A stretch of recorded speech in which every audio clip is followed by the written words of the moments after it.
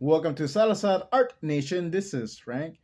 Recently, I've been going back on some older drawings and I found some digital drawings I did of Crimson Samaritan and Crimson Warrior, mostly Crimson Warrior.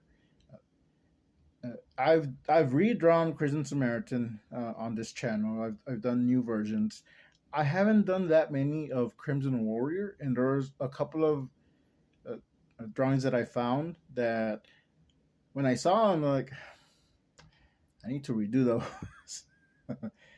Mostly because on Crimson Warrior, her anatomy was a bit off. So I'm going to be fixing that. I'm going to fix my own art. Let's get to the video. These are the four drawings that I found, but I'm only going to be focusing on Crimson Warrior. I'll do a separate video for Crimson Samaritan. Before we get to fixing Crimson Warrior, I want to fix the base because as you see, I made her chest just a little bit too big. Some would say ridiculously too big, so I did fix that. And I did change her hairstyle. I do like the original hairstyle that I used for this drawing, but I wanted to just try something new since I was changing some details. I'm not sure if I like this one better or the first one, but let me know in the comments below. This is growing on me, but we'll see. Now with Crimson Warrior here, or the original design that I had done many years ago, these drawings were done roughly around 2018, maybe 2019, maybe just a little bit closer to 2020. It's been a while.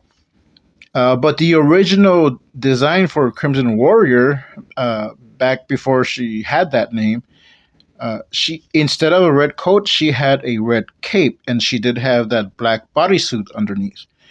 I changed the red cape into a red coat because I wanted to have some Mountie elements, but not specifically make her a Mountie. But that's why I gave her the red coat. And sometimes when I do draw new versions of Crimson Samaritan, he has a red coat.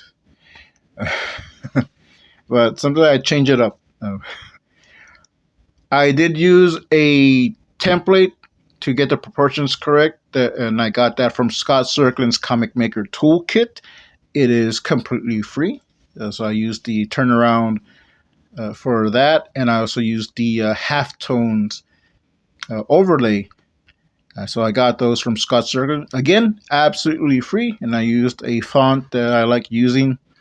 I forget what it's called, but it's a font that I use fairly regularly.